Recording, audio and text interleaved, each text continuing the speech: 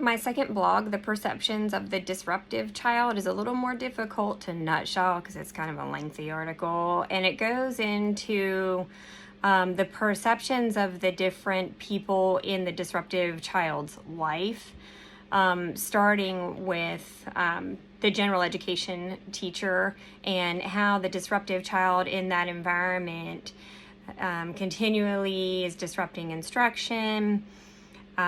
Could be yelling, blurting out, throwing things, fussing, refusal, all of that, and what this does to the general education teacher.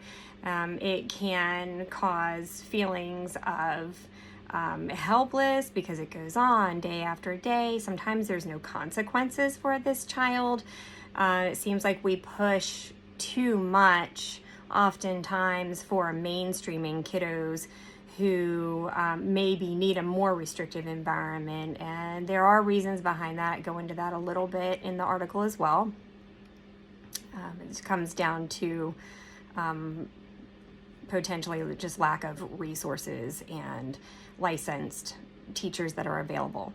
I also go in to talk about how these behaviors affect the special education teacher, who is often the one that has to go into the general education classroom to try to problem solve the situation with the disruptive child, and it disrupts instruction for other kiddos who are receiving special education. It also takes away from planning time, and so paperwork can stack up, which can be very stressful. And then for both teachers, gen ed and special ed, they can end up getting behind on paperwork and things, and we're still held to pacing in curriculum, even with all of the disruptions going on. It can be very, very helpless feeling. I also go into it from the parent's perspective. How upsetting to know that your child is struggling at school every day and coming home crying because they had another bad day.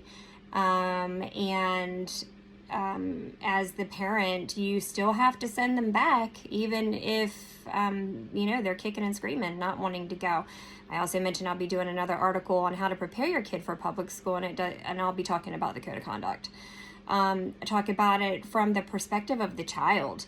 If the child is constantly lashing out and having disruptions in the general education setting, but they're forced to continue to go in there, what is that doing to that child and to their peer relationships? I have watched other students be afraid to be near the child who's constantly disrupting because they never know when the disruption is going to turn into something big, and so they're frightened.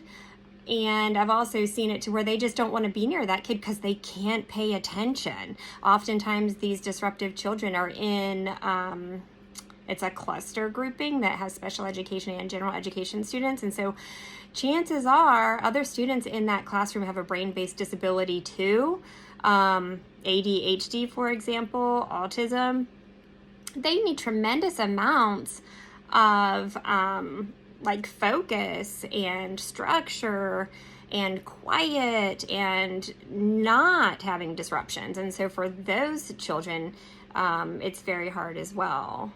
And like I said, very damaging to peer relationships. And I said for the administrators, I don't know what's going on. I feel like the code of conduct has been thrown out the window.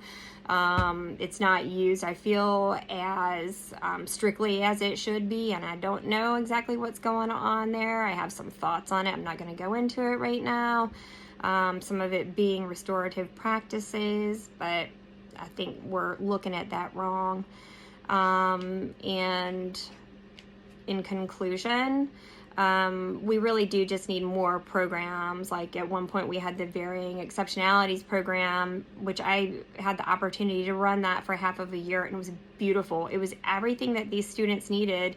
They had, I had a cap of 10, I had 2 paras, and I was most of the time in my room. And so if a kiddo was having a rough time, they knew that they had a safe place to be.